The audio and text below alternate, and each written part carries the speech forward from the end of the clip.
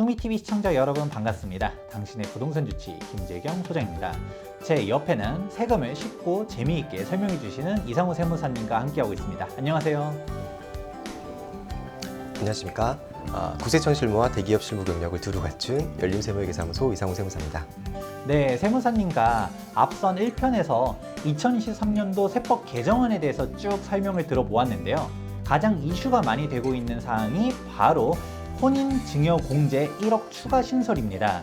해당 사항 관련해서 오늘 이 시간 보다 상세하게 설명드리고, 이어서 많은 분들이 헷갈리시고 있는 증여재산 공제 기준에 대해서도 같이 설명할 예정이니까 오늘 이 영상 주목해 보시면 좋을 것 같습니다. 사실 증여공제 얘기가 갑자기 나온 건 아니고요. 작년부터도 쭉 나왔던 얘기지만 2023년 4월 17일 기사인데요. 상속세 공제제도 개편 검토 중, 그리고 증여세 인적 공제 금액 상향도 이제 검토 중이라고 기사가 나왔었죠. 증여재산 공제가 아시다시피 배우자 공제는 6억, 직계존비속 5천만 원, 기타 친족 1천만 원, 이 정도가 금액이 좀 너무 작잖아요. 그러니까 물가 상승률을 반영하지 못한 증여공제라는 얘기도 많이 있었는데, 본격적으로 논의가 됐을 때는 이제 증여재산 공제가 대폭 상승하겠다라고 저희도 이제 예측을 하긴 했었는데, 그런 내용이 이번에 빠지고 혼인재산 증여공제가 추가 신설이 되면서 이 내용을 좀 본격적으로 좀 알아보죠. 왜냐하면 뉴스로 계속 많이 나오고 있는 상황이니까 이 혼인재산 증여공제랑 다른 증여재산 공제 사례까지도 같이 제가 말씀드리는 시간을 좀 갖도록 하겠습니다. 그러면 기본적인 상증세율과 증여공제액을 알아보시면 좋을 것 같은데요. 상속세율과 증여세율 같은 경우는 1억 이하는 10%, 5억 이하가 20%, 10억 이하가 30%, 30억 이하가 40%, 30억 초과는 50%라는 정말 높은 세율이 부과가 되게 됩니다. 그런데 증여를 넘어가게 되면 증여 공제 금액이 있게 됩니다. 바로 앞서 세무사님께서 설명해 주셨던 것과 같이 배우자는 6억 공제, 직계 존속과 비속은 원칙적으로 5천만 원. 그런데 여기서 직계 비속 중 미성년자 같은 경우는 2천만 원 공제입니다. 그리고 직계 존속과 비속이 아닌 기타 친족 같은 경우는 1천만 원 증여재산 공제가 있습니다. 그런데 해당 증여공제는 원래부터 해당 금액이 아니었습니다. 계속적으로 개정이 와 있었는데요. 해당 증여재산 공제는 상증세법 53조에 있는데, 현행 규정을 살펴보게 되면 앞서서 설명해 드렸었던 금액들이 나와 있음을 확인해 보실 수가 있습니다. 그런데 해당 증여공제액 같은 경우는 계속적으로 증가해 오고 있었는데요. 연역을 타고 올라가 2012년도 거를 살펴보시게 되면 당시 직계 존비속 같은 경우는 3천만 원, 미성년자 같은 경우는 1,500만 원, 기타 친족은 500만 원이었음을 확인해 볼 수가 있습니다. 이랬었던 해당 규정이 2014년도에는 직계 존속이 5천, 미성년자는 2천만 원으로 상향이 되었었고요. 2016년도에 직계 비속 역시 5천만 원, 기타 친족이 1,000만 원으로 확정이 되었습니다. 이렇게 증여공제액은 물가 상승을 고려해 와서 지속적으로 상승해 왔음을 이해하시면 좋을 것 같습니다. 그렇다 보니 이번 개정안에서 공제금액 자체가 상향이 될 것이라고 기대했었더니 전체적인 공제금액 상향보다는 혼인공제를 신설하는 쪽으로 바뀌었다라는 것으로 기본 개념을 잡아보시면 좋을 것 같습니다. 자, 그래서 보시면 혼인에 따른 증여재산 공제 신설 규정을 볼게요. 요건을 좀 중요하게 보셔야 될 것 같은데, 요건은 직계존비속으로부터 받는 혼인재산 증여공제고요. 그리고 공제 한도가 1억입니다. 그런데 이제 공제 한도가 1억이지만 증여재산 공제 그전 거 이제 5천과 별도의 공제로 한 직계존속 그룹당 금액을 합하게 되면 총 1억 5천이 되는 셈이에요. 그리고 혼인을 하니까 배우자 쪽에서도 장인 장모한테 또 1억 5천을 받는다면 두 개 합쳐서 3억. 그래서 이제 3억 얘기가 계속 뉴스에 나오는 이유가 약간 이 3억 부분 때문에일 것 같거든요. 그러니까 혼인증여공제 자체는 1억이 신설된 건데, 존전 증여공제 5천과 합쳐서 1억 5천, 그리고 부부 합쳐서 3억이라는 얘기를 오인하고서 그냥 뉴스만 보고서 3억 증여공제가 되는 게 아니냐라는 질문들이 온다라는 것이죠. 네, 그런 질문들이 현재는 제일 많습니다. 추가로 요건 3번을 볼게요. 혼인신고일 이전 2년, 그리고 혼인신고일 이후 2년 이내에 증여가 이루어져야 공제한도 1억 원이 추가로 이제 증여될 수 있다라는 규정인데, 결국 혼인신고일 기준으로 앞뒤로 2년 내에 적용되니까 총 4년 동안 적용이 가능하다, 이렇게 이해하셔도 될 것 같습니다. 정확하게 결혼을 해야지 증여공제 해주는 건 맞지만 혼인신고하기 전에 신혼집이라든지 먼저 구할 수도 있잖아요. 그렇기 때문에 사전을 증여해도 괜찮다라는 걸로 이해하면 되겠네요. 네, 그리고 추가적으로 우리 세법상에서 사실혼으로 우리 세법 적용을 할 수 있느냐 없느냐라는 문제가 계속 대두되고 있었는데 여기서 아예 혼인 신고일을 기준으로라고 이제 명문화되어 있기 때문에 사실혼 관계에서는 또 증여재산 공제가 적용되지 않겠죠. 추가적으로 이제 4번 요건을 보시면요, 증여 추정, 의제 등에 해당하는 경우 제외라고 써 있는데 이게 어떤 얘기냐면 부동산의 고저가 양수도 그리고 주식의 뭐 상장이익 같은 혼인 증여 공제 취지에 맞지 않는 증여 추정이나 의제 등은 또 공제가 배제된다고 써 있어요.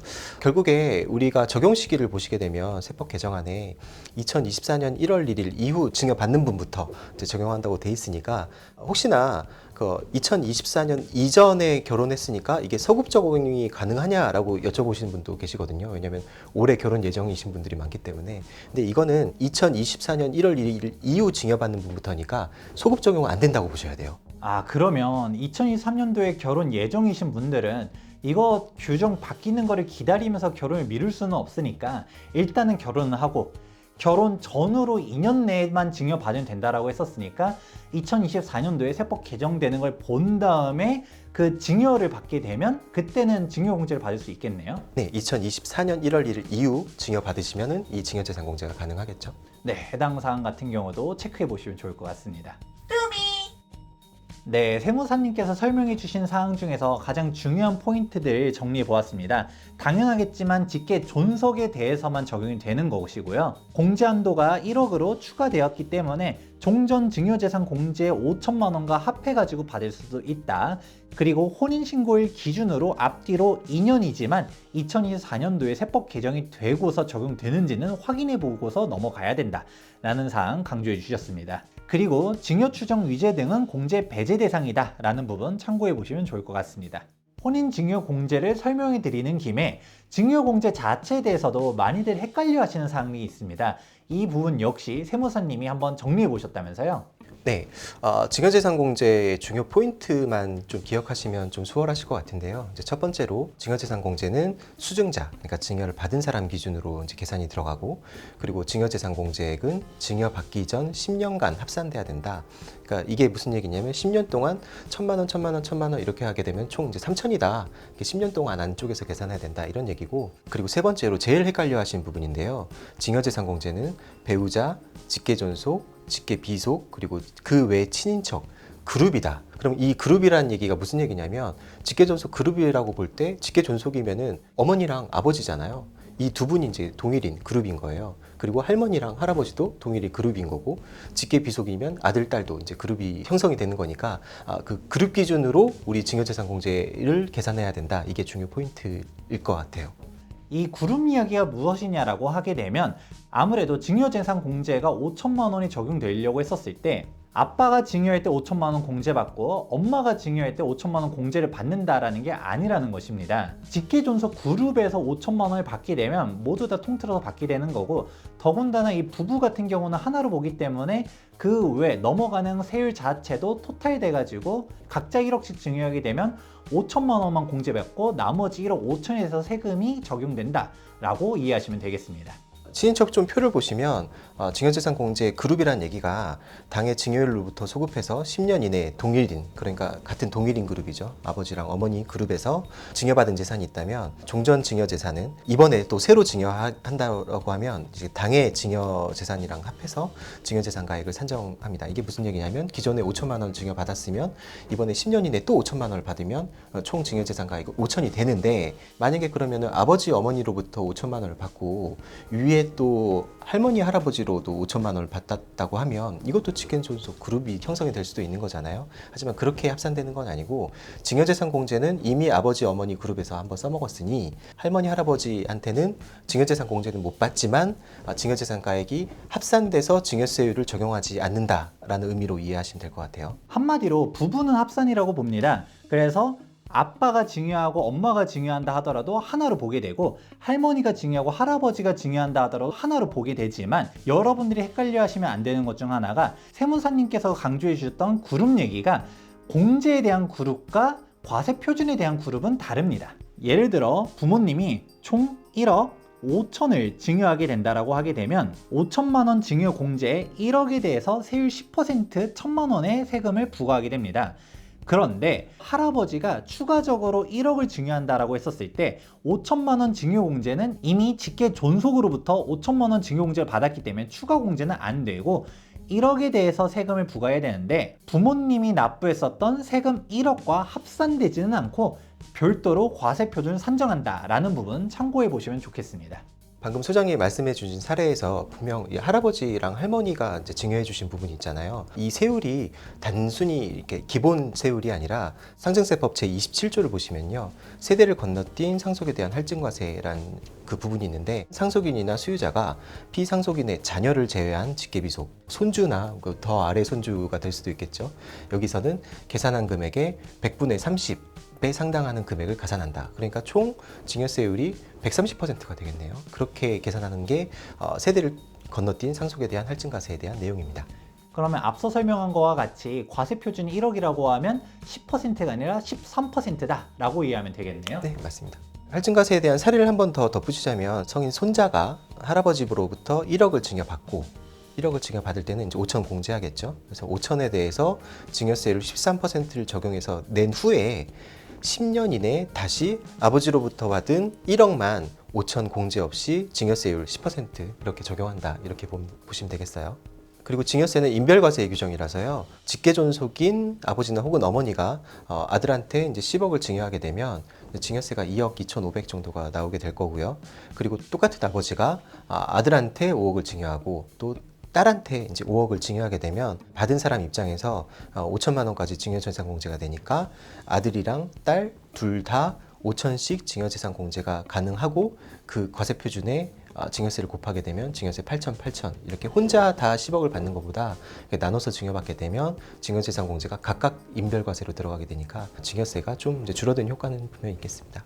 즉 가장 중요한 케이스는 과세표준 산정하려고 했었을 때의 그룹들과 증여 공제 그룹들이 다르다라는 것을 이해하는 게 가장 핵심 포인트입니다.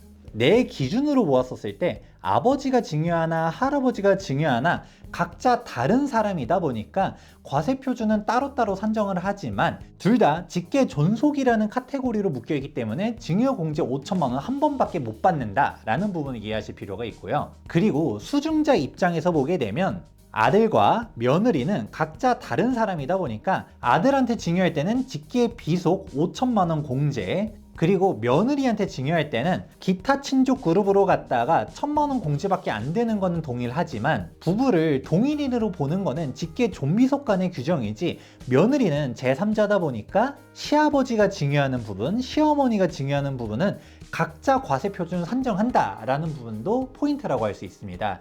해당 부분 관련해서는 일전에 이상우 세무사님이랑도 함께 설명한 영상이 있으니까 참고해 보시면 좋을 것 같습니다. 지금까지 증여세 신고를 하면서 제일 헷갈리는 부분 그리고 납세자분들이 저한테 제일 많이 질문하시는 부분을 좀 짚고 넘어가 봤습니다. 이번에 혼인재산 증여 공제를 토대로 더 많은 증여재산 공제가 이루어지는 개정안이 추가적으로 나왔으면 좋겠다는 생각을 하는데요. 2024년도 또 기다려보면서 개정안을 좀 주시해 보도록 하시죠. 네, 지금까지 상속 증여공제 및 증여공제 합산 기준 관련해서 쭉 설명해 드렸습니다. 도움되셨다면 좋아요와 구독하기 눌러주시기 바라면서 지금까지 부동산 주치 김재경 소장과 열림세무회계사무소 이상우 세무사였습니다. 감사합니다.